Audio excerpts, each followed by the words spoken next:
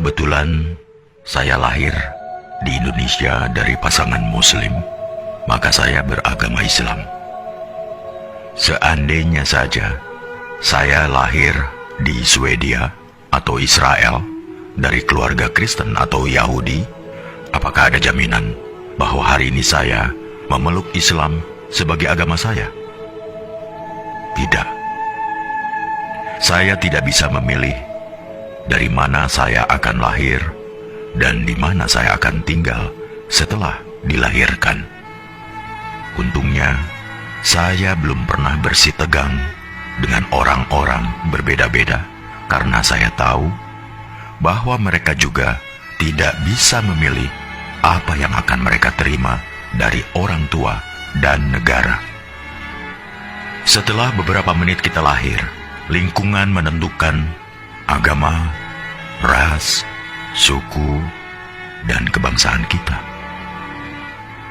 Setelah itu, membela sampai mati segala hal yang bahkan tidak pernah kita putuskan sendiri. Sejak masih bayi, saya didoktrin bahwa Islam adalah satu-satunya agama yang benar. Saya mengasihani mereka yang bukan Muslim, karena mereka kafir dan matinya masuk neraka. Ternyata, teman saya yang Kristen juga punya anggapan yang sama terhadap agamanya. Mereka mengasihani orang yang tidak mengimani Yesus sebagai Tuhan, karena orang-orang ini akan masuk neraka. Begitulah ajaran agama mereka berkata. Maka, bayangkan jika kita tidak henti menarik satu sama lainnya agar berpindah agama. Bayangkan jika masing-masing umat agama tidak henti saling beradu superioritas seperti itu. Padahal tak akan ada titik temu.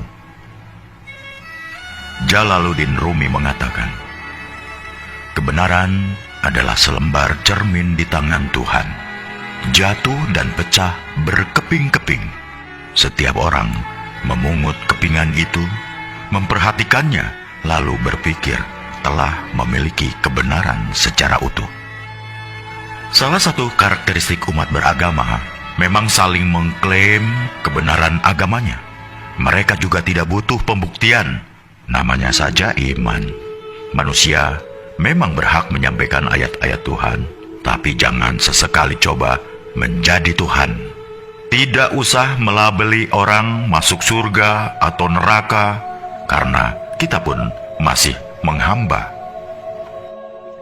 Latar belakang dari semua perselisihan adalah karena masing-masing mengklaim golonganku adalah yang terbaik, karena Tuhan sendiri yang mengatakannya. Lantas, pertanyaan saya adalah, kalau bukan Tuhan, siapa lagi yang menciptakan para Muslim, Yahudi, Nasrani, Buddha, Hindu, bahkan ateis, dan memelihara mereka semua sampai hari ini?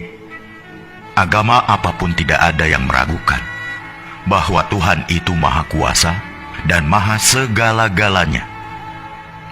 Jika Dia mau, Dia bisa saja menjadikan kita semua sama, serupa, seagama, sebangsa, budaya yang sama. Tapi tidak kan?